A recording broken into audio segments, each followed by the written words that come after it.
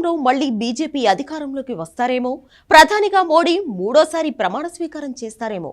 దేశంలో అన్ని రాష్ట్రాల నుంచి నేతలు, ఎమ్మెల్యేలు, ఎంపీలు, మంత్రులు, కేంద్ర మంత్రులు అవుతారేమో.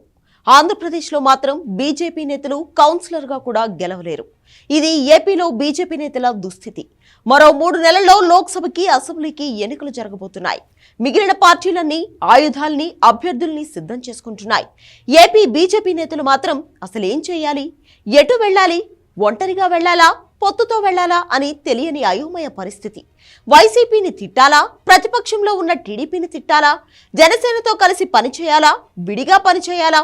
దేనిపైన స్థానిక బీజేపీ నేతలకు అవగాహన లేదు. పైనుంచి డైరెక్షన్ రాదు. గడిచిన 5 ఏళ్లుగా రాష్ట్రంలో అధికారంలో ఉన్న వైసీపీతో బీజేపీ రహస్య బంధం కొనసాగుతూనే ఉంది. వాళ్ళకి వీళ్ళు, వీళ్ళకి వాళ్ళు అన్ని చోట్ల సహకరించుకుంటూనే ఉంటారు. కేవలం అప్పుడప్పుడు బీజేపీ వాళ్ళు వైసీపీపై విమర్శలు చేస్తూ ఉంటారు. అది చూసి జనం నవ్వుకుంటూ ఉంటారు. ఇక జనసేన మా మిత్ర పార్టీ అంటుంది. అక్కడా పార్టీతో కలిసి పోటీ చేయరు. జనసేనేమో టీడీపీతో కలిసి సభలు, సమావేశాలు పెడుతోంది. ఢిల్లీ నుంచి బీజేపీ అధిష్టానం నేను చెప్పే వరకు అడుగు ముందుకు వేయొద్దు అని ఆదేశిస్తుంది. పోనీ ఇంత కష్టపడి ఏళ్ల తరబడి పార్టీని పట్టుకుని వేలాడుతూ పార్టీ మనుగడ కోసం పెట్టుబడులు పెడుతూ బండి లాక్కొస్తున్నా నేతలకు ఎవరికి ఎమ్మెల్యే టికెట్లు వస్తాయో, ఎవరు ఎంపీలవుతారో తెలియని పరిస్థితి. ఏపీలో ఒక్క ఎమ్మెల్యే గాని, ఒక్క ఎంపీ గాని గెలిచే సత్తా బీజేపీకి లేదు. టీడీపీతో పొత్తుకు వెళ్తే తప్ప మరో దారి లేదు. జనసేన ఇప్పటికే టీడీపీతో పొత్తుకు వెళ్లిపోయింది.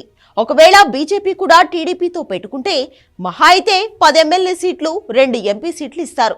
వాటిల్లో ఎన్ని గెలుస్తామో కూడా తెలియని పరిస్థితి. బీజేపీ అధిష్టానం ఆంధ్రను పట్టించుకోదు, జనం కూడా పట్టించుకోరు. ఆంధ్రప్రదేశ్లో కులం తప్ప హిందూ మతం అజెండా పెద్దగా నడవదు. అసలు ఏం చెప్పి ఓట్లు అడుక్కోవాలో కూడా తెలియని పరిస్థితిలో ఏపీ బీజేపీ నేతలు ఉన్నారు. అధిష్టానం సరైన డైరెక్షన్ ఇవ్వదు. ఏపీలో ఉన్న 3 ప్రధాన పార్టీలు YCP, Janasena, TDP central BJP కంట్రోల్లోనే ఉంటాయి కనుక ఆ పార్టీలకు వచ్చిన 25 ఎంపీ సీట్లు ఫైనల్ గా కేంద్రంలో బీజేపీకి ఉపయోగపడతాయి. ఆ ధీమాతోనే మోడీ, అమిత్ షాలు ఏపీపై పెద్దగా దృష్టి పెట్టడం లేదు. అంతవరకు ఓకే.